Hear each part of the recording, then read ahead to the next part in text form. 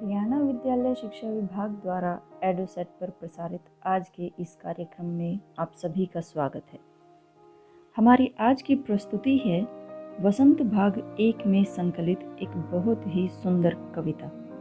यह एक भावना प्रधान कविता है जिसमें एक छोटी बच्ची हमेशा सबसे छोटी बने रहने की इच्छा व्यक्त कर रही है। वह ऐसा इसलिए कर रही है कि उसे सदा अपनी माँ का सबसे अधिक स्नेह मिलता रहे। ऐसी सुंदर कविता का शीर्षक है मैं सबसे छोटी हूँ और इसके रचयिता हैं श्री सुमित्रा नंदन पंत जी। इस कविता के माध्यम से कवि ने अपने मन की इच्छा व्यक्त की है कि वह हमेशा सबसे छोटे बनकर अपनी माँ का असीम स्नेह पाते रहें।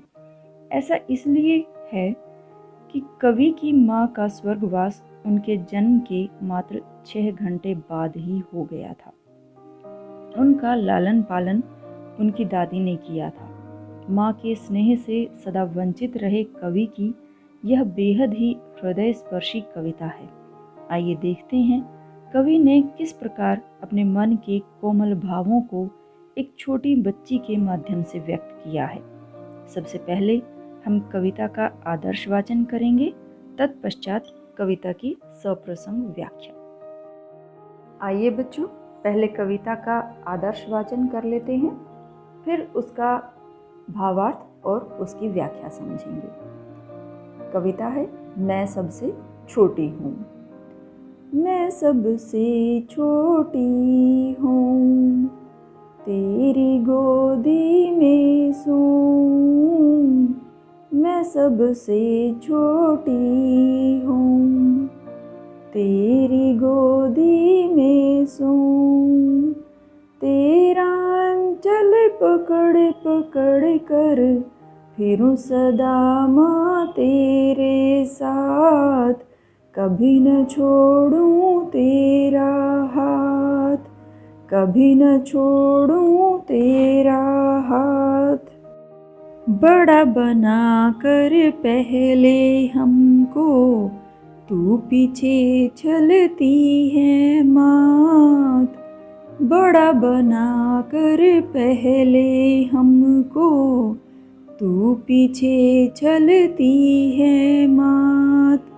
हाथ पकड़ फिर सदा हमारे साथ नहीं फिरती दिन रात, साथ नहीं फिरती दिन रात। अपने कर से खिला धुला मुख, अपने कर से खिला धुला मुख। धूल पोंछ सजित कर गात। थमा खिलौने नहीं सुनाती, थमा खिलौने नहीं सुनाती। हमें सुखद परियों की बात, हमें सुखद परियों की बात। ऐसी बड़ी न हूँ मैं, तेरा स्नेह न खोऊं मैं। ऐसी बड़ी न हूँ मैं, तेरा स्नेह न खोऊं मैं। तेरे अंचल की छाया में छिपी रहूं निस्पृह निर्भय, छिपी रहूं निस्पृह निर्भय। कहूँ दिखा दे चंद्रोदय, कहूँ दिखा दे चंद्रोदय।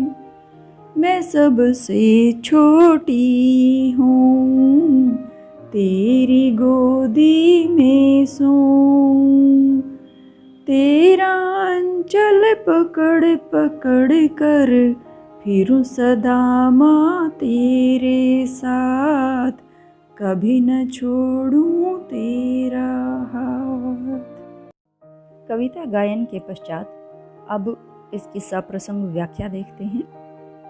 पहली पंक्तियां हैं मैं सबसे छोटी हूँ, तेरी गोदी में सोऊं। तेरा अंचल पकड़ पकड़ कर फिरूं सदा माँ तेरे साथ। कभी न छोड़ूं तेरा हाथ। प्रसंग इसका होगा प्रस्तुत पंक्तियां हिंदी की पाठ्यपुस्तक वसंत भाग 1 में संकलित कविता मैं सबसे छोटी हूँ से ली गई हैं। इसके कवि श्री सुमित्रानंदन पंत जी हैं, जो एक छोटे बच्ची के माध्यम से सदा सबसे छोटे बने रहने की इच्छा व्यक्त करते हैं। व्याख्या। बच्ची अपनी माँ से कहती है कि वह सबसे छोटी बने रहकर उसकी गोदी में सोना चाहती है, उसका आंचल पकड़कर सदा उसके साथ साथ घूमते रहना चाहती है, कभी अपनी माँ का हाथ नहीं छोड़ना चाहती। दूसरा पद्यांश है, बड़ा बनाकर पहले हमको तू पीछे चलती है मात, हाथ पकड़ फिर सदा हमारे साथ नहीं फिरती दिन रात। इसका प्रसंग बेटे जो पहले पद्यांश का था वही रहेगा। व्याख्या हम इसकी देखते हैं क्या होगी। बच्ची कहती है कि हे माँ, पहले तो तू हमें बड़ा बना देती हो और फिर हमारे साथ धोखा भी करती हो।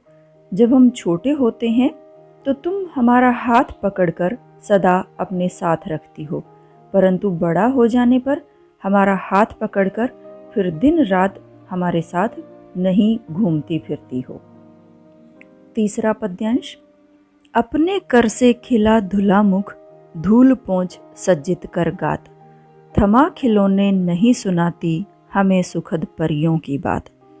प्रसंग पूर्ववत ही रहेगा। व्याख्या होगी, बच्ची अपनी माँ से शिकायत करती हुई कहती है कि हमारे बड़ा हो जाने पर तुम हमारा कोई काम नहीं करती हो, न अपने हाथों से भोजन खिलाती हो, न हमारा मुख धोती हो। जब खेल कूद कर धूल से सने घर आते हैं तो हमारा शरीर भी नहीं पहुँचती हो, न हमें सजा संवार कर तैयार करती हो, न खिलौने देकर परियों की मन को सुख पहुँचाने वाली कहानियाँ ही सुनाती हो। चौथा पद्यांश है, ऐसी बड़ी न हूँ मैं, तेरा स्नेह न खोऊं मैं, तेरे अंचल की छाया में छिपी रहूं निस्पृह निर्भय, कहूँ दिखा दे चंद्रोदय। प्रसंग पूर्ववत ही रहेगा। व्याख्या इसकी होगी, बच्ची अपनी माँ से इच्छा व्यक्त करते हुए कहती है कि बड़ी बनकर मैं तुम्हारा स्नेह नहीं खोना चाहती, मैं तेरे आंचल की छाया में छिपकर इच्छा रहित निडर भाव से चांद को उदय होते हुए देखना चाहती हूँ। मैं कभी बड़ी नहीं होना चाहती, मैं हमेशा छोटी बनी रहकर तेरे आंचल में छिपी रहना चाहती हूँ। कविता की व्याख्या और भावार्थ के बाद अब आगे बढ़ते हैं इसके अभ्यास की ओर, और जिसकी शुरुआत हम करते हैं शब्दार्थ के साथ। तो आइए बच्चों, कुछ कठिन शब्द और नए शब्दों को हम देखते हैं। सबसे पहला है अंचल। साड़ी, ओढ़नी आदि जैसे कपड़ों का किनारे का हिस्सा जिसे हम आंचल कहते हैं। छलती है, धोखा देती है। मात, माता। सदा, हमेशा। फिरती, घूमती। कर, हाथ। मुख, मुंह। सज्जित, सजा हुआ। गात, शरीर। थमा, पकड़ाकर। स्नेह, ममता। निस्पृह, इच्छा रहित। निर्भय, बिना डर के निडर। चंद्रोदय, चांद का उदय होना। आइए अब इसका प्रश्न अभ्यास कर लेते हैं। सबसे पहले जो कविता से प्रश्न लिए गए हैं हम उनके ऊपर चर्चा करेंगे। सबसे पहला प्रश्न है, कविता में सबसे छोटे होने की कल्पना क्यों की गई है? उत्तर देखिए बच्चों, कविता में सबसे छोटे होने की कल्पना इसलिए की गई है क्योंकि घर के सबसे छोटे बालक को सभी का सबसे अधिक स्नेह मिलता है, और विशेष रूप से माँ का। माँ उसका सबसे अधिक ध्यान रखती है। माँ सदैव उसके आसपास रहती है, अपने हाथों से उसे भोजन खिलाती है। इसीलिए कविता में सबसे छोटे होने की बात की गई है। प्रश्न 2, कविता में ऐसी बड़ी न हूं मैं क्यों कहा गया है? क्या तुम भी हमेशा छोटे बने रहना पसंद करोगे? उत्तर देखिए, बड़े होने के बाद माँ बच्चों का हाथ पकड़कर उनके साथ नहीं घूमती, न उन्हें अपने हाथ से खाना खिलाती है और न ही उन्हें सुंदर सुंदर परियों की कहानी सुनाती है। तब बच्चों को लगने लगता है कि माँ का स्नेह उनके प्रति कम हो गया है, इसलिए कविता में ऐसी बड़ी न हूं में कहा गया है। इसी एक प्रश्न में दो प्रश्न पूछे गए थे, जिसमें दूसरा प्रश्न था कि क्या तुम भी हमेशा छोटे बने रहना पसंद करोगे। तो आप इसमें अपने पसंद के हिसाब से भी आप उत्तर दे सकते हो। जो छोटे बने रहना पसंद करेंगे वो हाँ में जवाब देंगे कि हाँ, सदा माँ का सबसे अधिक स्नेह पाते रहने के लिए हम भी हमेशा छोटे बने रहना पसंद करेंगे। कुछ कह सकते हैं कि नहीं, हम छोटे बने रहना पसंद नहीं करेंगे क्योंकि हम आत्मनिर्भर बनना चाहते हैं और अपने काम स्वयं करना चाहते हैं।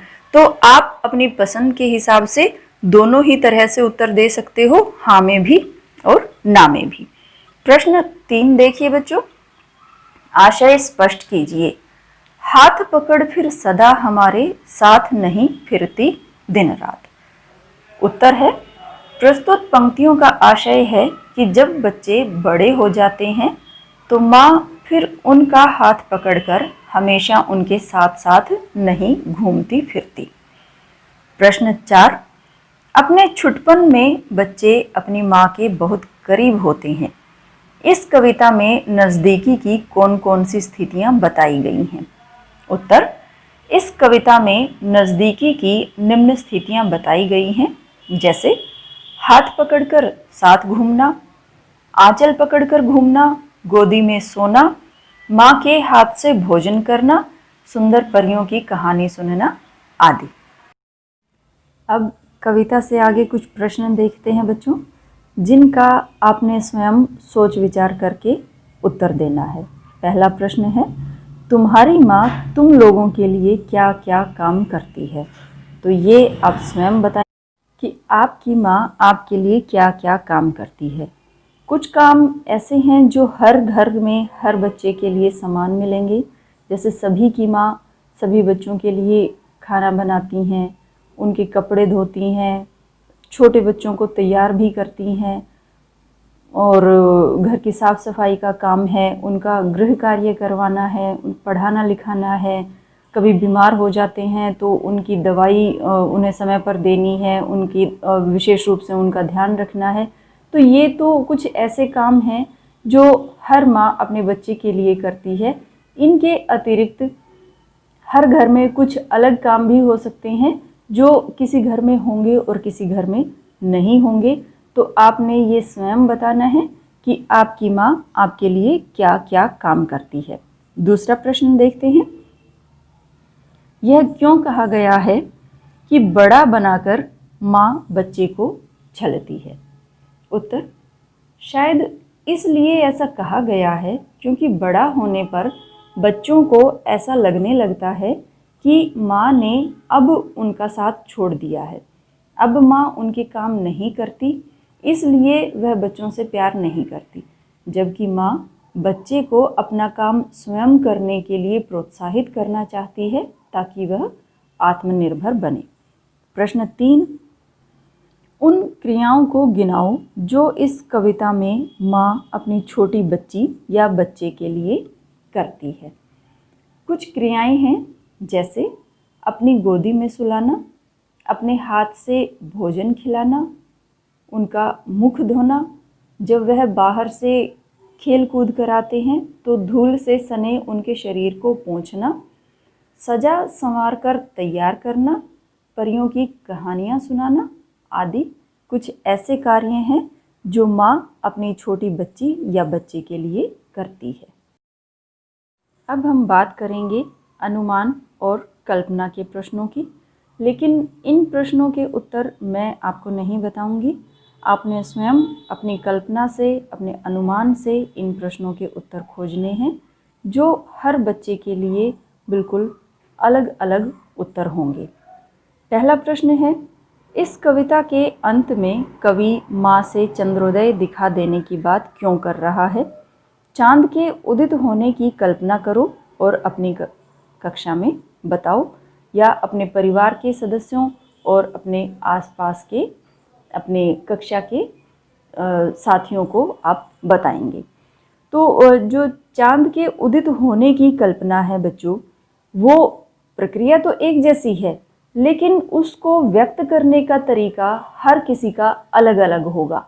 मेरा व्यक्त करने का तरीका अलग होगा, आपका अलग होगा, आपके और साथियों का आपसे अलग होगा। तो आपने इसका उत्तर अपनी कल्पना और अपने अनुमान से स्वयं लिखना है। प्रश्न दूसरा है, इस कविता को पढ़ने के बाद एक बच्ची और उसकी माँ का चित्र तुम्हारे मन में उभरता है। वह बच्ची और क्या क्या कहती होगी, क्या क्या करती होगी, कल्पना करके एक कहानी बनानी है। कविता आप पढ़ ही चुके हैं, तो अब इस प्रश्न के आधार पर आपने एक कहानी की रचना करनी है कि वह बच्ची अपनी माँ से जो कविता में बातें कही गई हैं उनके अतिरिक्त और क्या क्या वह बातें कहती होगी, या वह बच्ची क्या क्या करती होगी, इसकी आपने कल्पना करनी है और इस प्रश्न का उत्तर देना है। प्रश्न 3 है, माँ अपना एक दिन कैसे गुजारती है।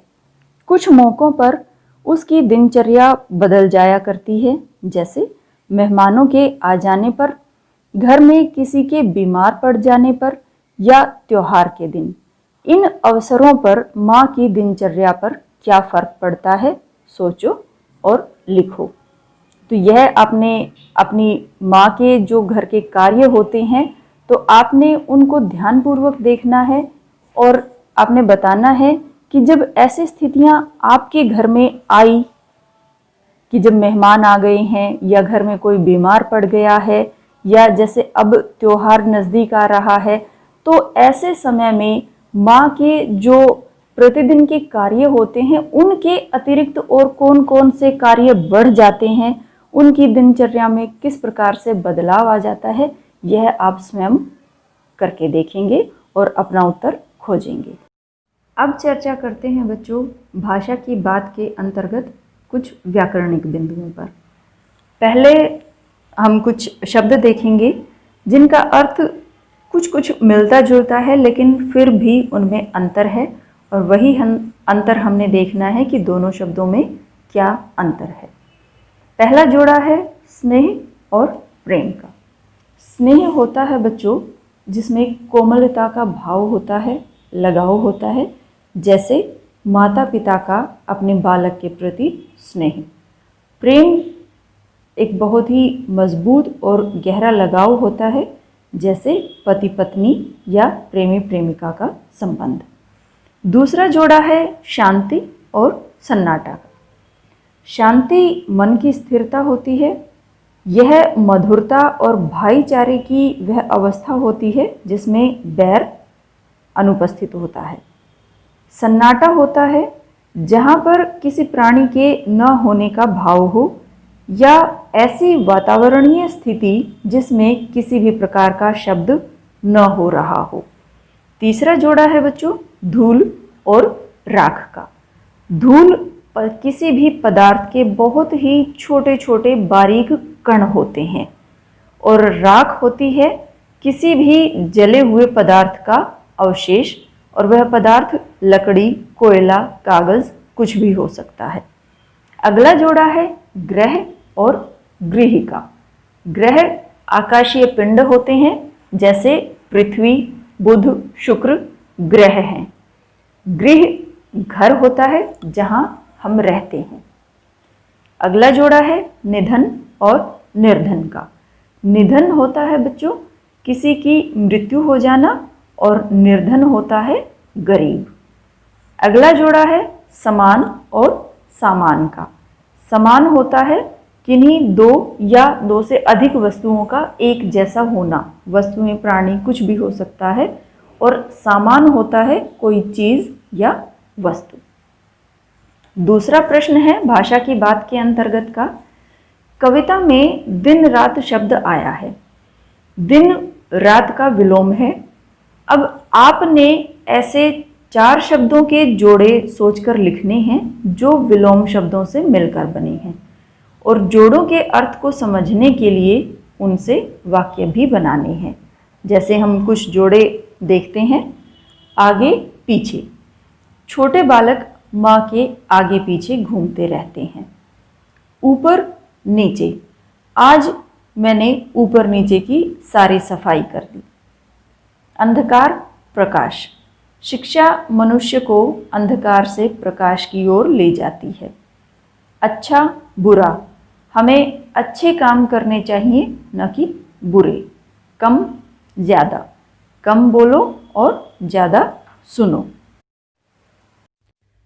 तो यह थी एक बहुत ही सुंदर छोटी सी कविता, मैं सबसे छोटी हूँ।